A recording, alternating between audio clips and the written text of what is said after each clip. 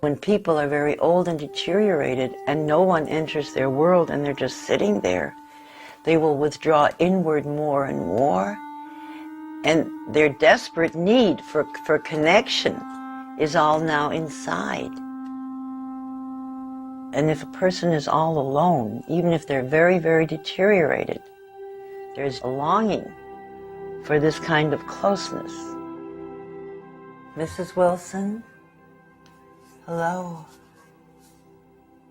You want me to sit? Can you see me good? Gladys Wilson is a wonderful example of a person who is in the phase of repetitive motion, where people use movements, repetitive movements, because they don't have any more speech or very little speech, but they have human needs that need to be expressed. You're crying. You're crying. You have a tear right here in your face. You have a little pain. You want me to touch you. You're very sad. Can you see me? Is it scary? Are you afraid? And if this person sits with their eyes closed, rocking back and forth, and maybe there's a tear coming down, there's a need there. Here. There's a little tear that's coming out. Do you feel it?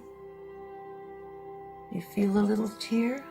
If you gently use touch, and I touched Gladys Wilson with the fingertips right here on the cheek, is where the mother usually touches a child. If you touch an infant there, it looks up, and every cell remembers where it was touched by the mother. And often that person knows, even if they can't say a word at that moment, they won't talk, or they don't want to talk, but there's a communication. And that person is no longer alone. Can you let me in a little bit? You think? Just a little? You think I could be with you and Jesus for a minute? Jesus loves me, this I know, for the Bible tells me so. I used music, because when speech is gone, music, especially with Gladys Wilson, it was religious music, because there's emotion tied to it and safety tied to it. So I used her old church songs. Jesus loves me, yes, Jesus loves me. Yes, Jesus loves me, the Bible tells me so. What I did was, when she moved, I moved with her. And when I was singing, because she didn't sing with me, so I matched the intensity of my voice to the intensity of her movement. And pretty soon, for a split second, we became one person. Jesus loves me. Yes, Jesus loves me. The Bible tells me so.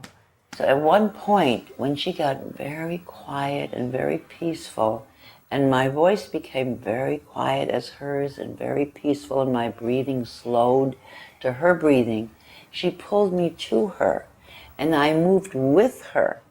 And for her, at that moment, I believe I was a symbol of her mom. Can you open your eyes now? Do you see me? Feel safe and warm? Yes? Can you sing with me? He's got the whole world in his hands. He's got the whole world in his hands. He's got the whole world in his hands. He's got the whole world in his hands. He's got the mothers and the fathers. He's got the mothers and the fathers in his hands. He's got the mothers and the fathers in his hands. He's got the whole world in his hands. The breakthrough doesn't happen every time. The person will not always open their eyes and look at you. But if you keep trying, and you keep centering yourself, and really look at that person, and really mirror their movements, maybe not this time, but the next time you come, you'll have a communication. You feel safe. You feel safe? Yeah. With Jesus? Yeah. And me?